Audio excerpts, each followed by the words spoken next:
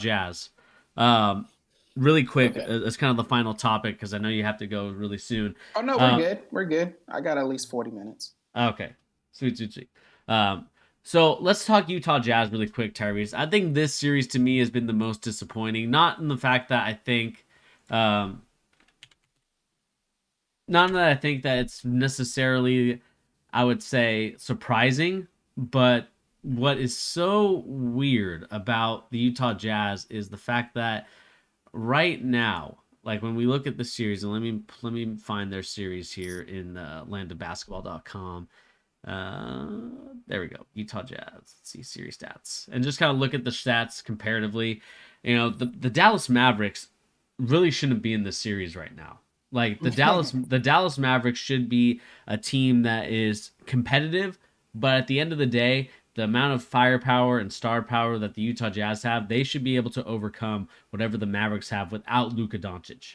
And that to me is the surprising thing about this whole series is really the Utah Jazz should be winning this series. Like right now they should be up 3-0. Like I just think that the last two games to me have been particularly, especially game 3, I think has been really hmm disappointing in a sense that I think defensively hmm they have been a mess. And when I really Yeah. look at it, everyone wants to blame Rudy Gobert this, Rudy Gobert that, but we really have to look at their perimeter D players because right now their perimeter D players, like they are playing absolutely horrible, and Yeah. that's causing Rudy Gobert to overcommit, overhelp, and then that's what's leaving the corner threes open. Like yesterday, you could clearly see that there's a lot of middle drive penetration, any type of penetration. Brunson, I want to give a shout out to him. He's been playing absolutely amazing. He's a baller, um, and maybe he might be getting a bag soon. Um, Oh, Brunson's for sure getting the bag, man. Look what he's doing. He's looking like yeah, Luca, a mini Luca out there. yeah, and his ability to Man. keep the dribble alive in that game is tremendous. And to me, we talked about this as a topic a long time ago, Tyrese, before the playoffs started. I think Mhm. that this is going to head in an ugly divorce for the Utah Jazz. I Oh think yeah, it has it. It has it written all over it. Go ahead. Sorry. the only thing I'm going to say is like, who do you think is going to be going? Do you think it's going to be Mitchell or do you think it's going to be Gobert? I think Rudy's the easiest asset to get rid of, just because he's not a franchise type of player to really, sell tickets to fans. Donovan Mm-hmm. is more of that Mm-hmm. figure, but who knows? You get what I'm saying? Hey, Yeah. who knows? But I just think it has disaster written all over it, man. I don't know if you've seen that video of them getting into it in the huddle on the bench with Yeah. Daniel House, and it's a mess, man. Like, I don't know if you remember him also saying like it's the same shit from last year. Donovan Mitchell said, I think I forgot who they played. I think they played the Clippers. They played Yeah. the Clippers, and it was a regular season game, and he was all mad. You get what I'm saying? So, Yeah. um, yeah, it's gonna get blown up. And then you got Quinn Snyder, 1 foot out the door, maybe to LA.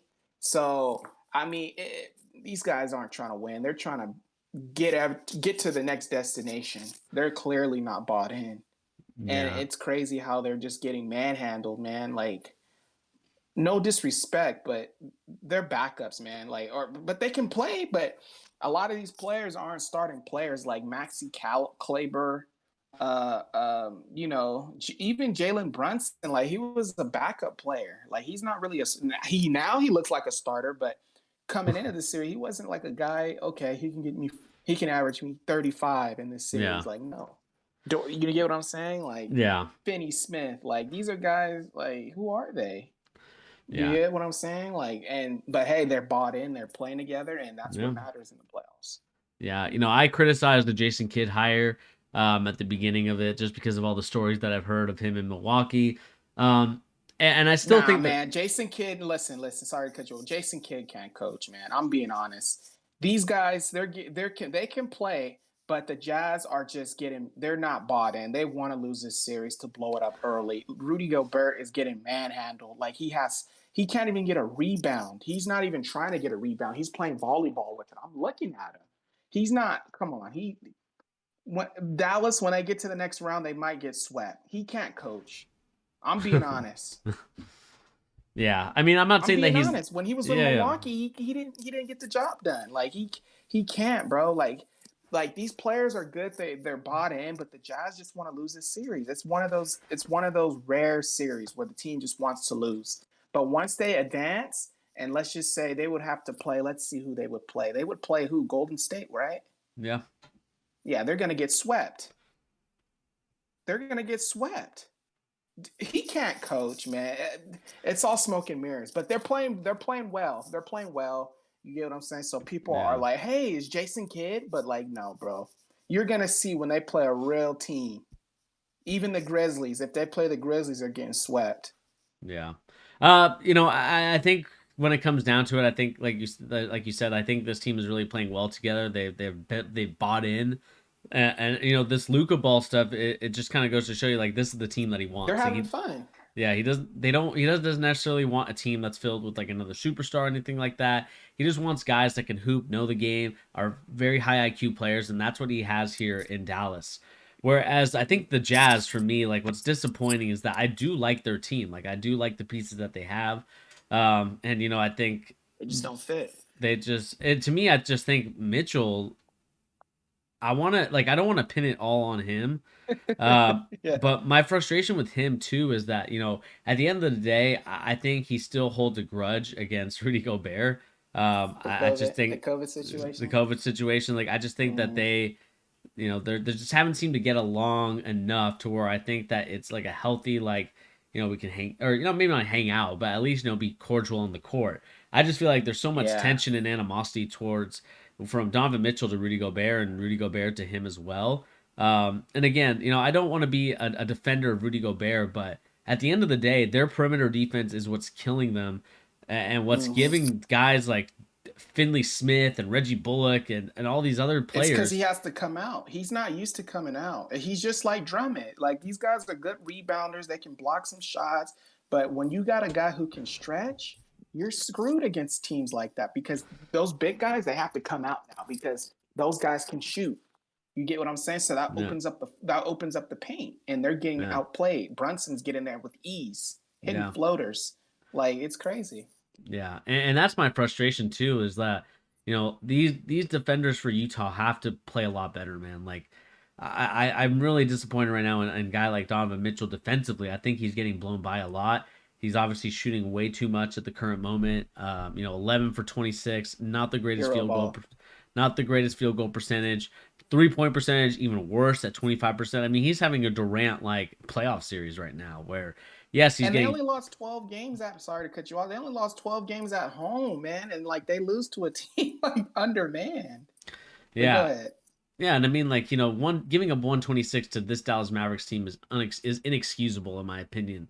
Because like we talked about, Jalen Brunson's a great player, but the other guys shouldn't be going off. Like you shouldn't have like Dorius Finney-Smith doing anything. Reggie Bullock shouldn't be like Max Kaliber should not be averaging Like almost who are 17. they? Not should not Like be averaging 17 points a game, and that is the frustration that I'm man, having right now with the Utah Jazz. And why I think that. And Sean, we will talk about Brandon Clark in a second. I know you want to talk about him all the time. We'll talk Brandon about him in a Clark, the San second. Jose native, I'm dead. um, Brandon Clark. but here's the final thing. A couple more things about the Jazz, and then we'll go into the Memphis Grizzlies because Sean wants to Mm-hmm. talk about him so bad. So we'll talk about him. My like I said, I think that this is just has a recipe for disaster. I think they're gonna have to restart, redo something. Um, I really think that guys like Mike Conley are going to be gone. I really think that Rudy Gobert or Donovan, I can see Donovan Mitchell going. Tyrese, I just don't think he hit Ooh, like when where I could you look. see him go though? To us I don't think to us. with Jalen? I I don't think know, I man. think as I think another city in the East with a bird I don't mascot know, man. with the bird I mascot. think You might be going to Atlanta, Miami man. or Burt. Atlanta? I could I see him don't know go to. how him and Donovan would. I don't know how him and Trey would collide though, because Trey's the guy in the A.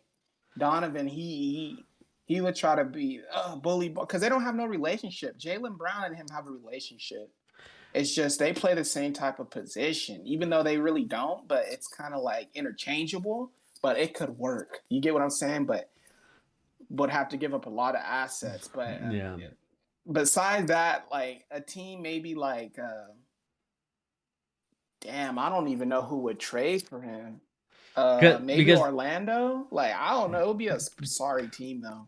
here's the thing that I think it could be Donovan Mitchell is because he hasn't really posted about Utah and the Salt Lake City culture as much as he used to at the beginning of his career. Like, the first like 3 years that he was in the league, always talked It's about, because everyone was hyping him up. like where where's this, what game should I be going to? Should I be going to BYU or should I be going to University of Utah? Should I be going to this high school game? Should that high school game? Now it's like you don't even hear about him. I don't know if he leaves the area. I don't know where he lives in Salt Lake. I'm assuming he doesn't live. Maybe he lives in like Draper or like one of the outer cities that are a little bit more bigger, have more space. And I just kind of see this, to me, Tyrese, as I think Donovan Mitchell's time in Utah is done, and I think they're gonna Ah, need Dwayne Wade to step in and help him out because wow. I Really? You think so? I think so, man. Because I think that he's frustrated with the way it's been going so far in this playoff series. I think Who he could had they get he return? that I think we'll talk about in another video because I think that Okay. that's something to kind of think about. But the reason why I think it could be is because I think he's frustrated with the front office in terms of still Hmm. having Rudy Gobert. I'm sure he's already voiced his opinion about trading him. You also have him. I think he needs to hold him. I think he needs to be held accountable as well for himself about the way that he's been playing, and I just don't think that he has. And I don't think that anyone has really checked him on like, yo, you're shooting like really bad percentages right now and taking a lot of Right. shots on this team. I mean, you're taking about 27 shots a game averaging. Like that should not happen. Like I know he's a great It, player. I know he's the number one on the team, but 27 shots is I just feel like that's way too many shots for a player in today's NBA. Like I it's think because he doesn't have no success in the playoffs either, man. Like he has no experience. I mean, he has some experience, but in the bubble to me doesn't really count. I mean, you get what I'm saying? Like outside of that, he hasn't really had no success. Like you get what I'm saying? He automatically thinks it's his team. They have D Wade as minority owner. He's like, okay, yeah, that's you get what I'm saying? Like yeah. he spoke highly about me, and the owners they're not gonna get another guy like me, a franchise player. Like they haven't got anyone like me probably since the mailman Post Mode. So I mean, hey, I don't think they're going to get rid of him personally because who could you exchange for him? There's not really a lot of people out there for his age. At what 25 years old, and then averaging what he's averaging, he's good for another 10 years. So it's I kind of like, I think he's gonna demand it. I see it. He just seems you like a think guy. so? He seems like a guy that's I think it's boiling. I think it's boiling right now in terms of like he's keeping it inward, and then as soon as this team loses, or let's say like Because again, he, let's say they have another game like they did in Game 3. I don't think he's gonna mm-hmm. come back, man. Like I would be frustrated as a player. You'd Oh be pissed no. off. Like, and I think if that happens again, say goodbye. I think it's just say goodbye. The Utah Jazz have to restart again. And I think the Jazz need to find a different way of approaching how to build this team because they've been doing it for the last, obviously since the mailman and John Stockton, especially with Mm-hmm. that 2000, I would say 7 to 8 Utah Jazz team with like Carlos Boozer, Mehmet Okur, Matt Harpring, like Yeah, this team right here man. reminds me of that team, and I just think like when I look at it, and when I really analyze this team carefully, I think it's like a team that's very good, but there's still Mm-hmm. like there's something missing, and I just think that's the problem right now that I'm noticing with the Utah Jazz. It's because I think Rudy thinks he's the guy for some reason. I just have a feeling he thinks he's the guy. Like defensive player of the year. Donovan hasn't won no award. He feels like he's the guy. Like because he's a big Mm-hmm. man. I feel like he has that big man syndrome.